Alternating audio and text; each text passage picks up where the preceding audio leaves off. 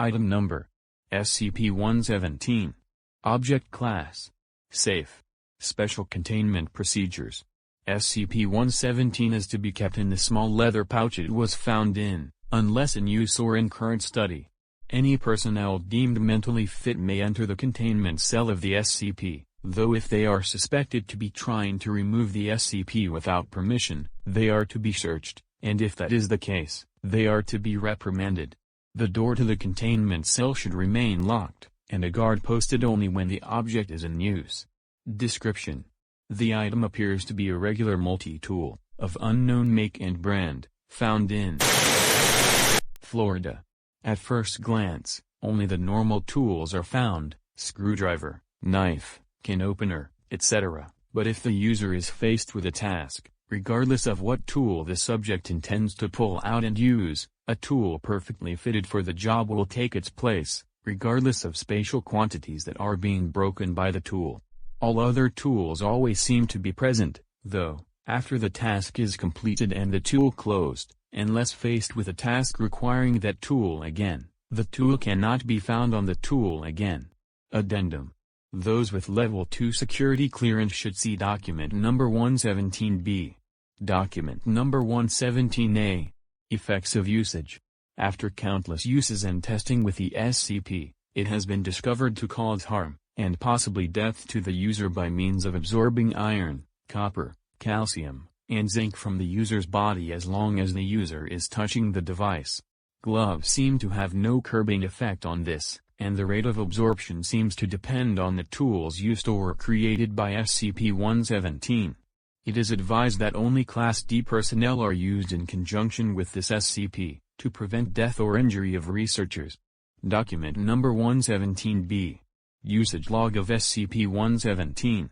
Redundant entries not entered, unless they exhibit different results. Situation: tool produced by SCP. A loose screw on a metal plate, screwdriver, though not the standard screwdriver. A nail barely in piece of timber, standard hammer. A piece of timber with proposed cut lines drawn, an electric saw, which needed no outside power source. A piece of bulletproof glass, an unknown laser cutting tool, which needed no outside power source. SCP. A bloodied combat knife. An agent with a broken bone, a small item with a trigger, which when pulled emitted an odd radiation, instantly healing the injury. Class D personnel fit for execution. Communication needed with SCP-363. See Incident Report Number 117-3F, 05X clearance required. A non-shuffled deck of playing cards, a mid-size mechanical shuffler. Class D personnel with terminal cancer, item similar to 6th test. A perfectly healthy Caucasian human male, with no criminal record. A perfectly healthy Hispanic human male, with no criminal record. SCP-138, a metal plate with the phrase, "That's rough, buddy," carved into it. A silver dinner fork in perfect condition, no tools could be found on the SCP. A screwdriver. A dirty window, a nozzle that sprayed a mixture of soap and water that completely cleaned the window. An uncharged iPod, the iPod end of the charging cord, which needed no outside power source. A blank sheet of standard computer paper, a pen filled with a seemingly infinite supply of black ink. A Samsung cellular phone, a small device that when attached to the phone, increased signal strength by approximately 250%. A paperback copy of How to Survive When Reality Doesn't, a functioning lighter. A hardcover copy of A Chronicle of the Davis, Non-Anomalous, a functioning lighter.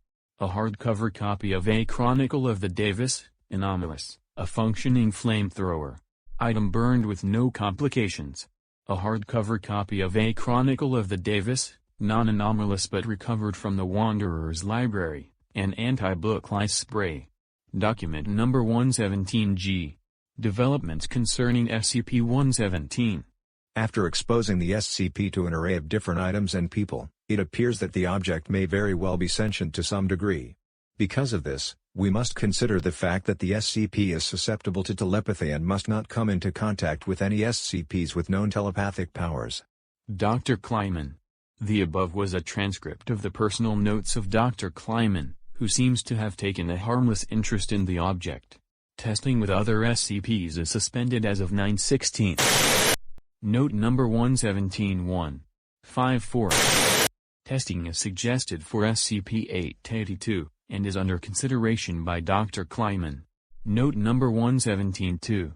June 19, 20.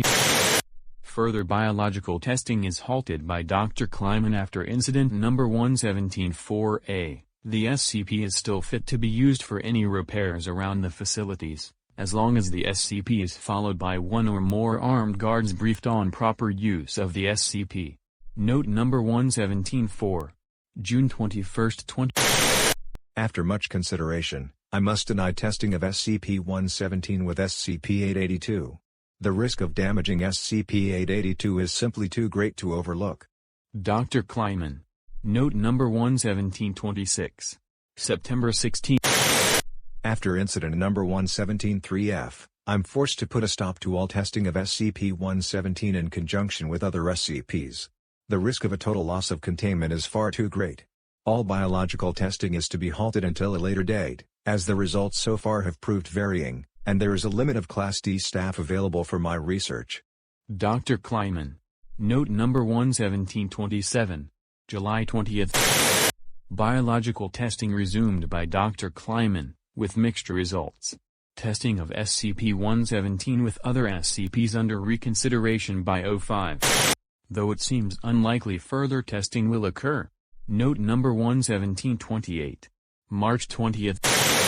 Testing is suggested for SCP-682.